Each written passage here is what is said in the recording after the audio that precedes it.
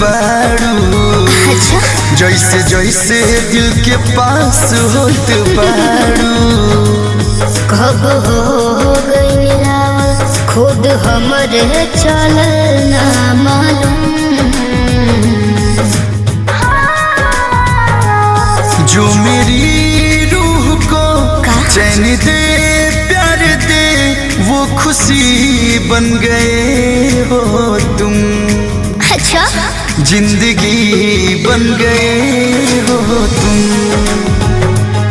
जिंदगी बन गए।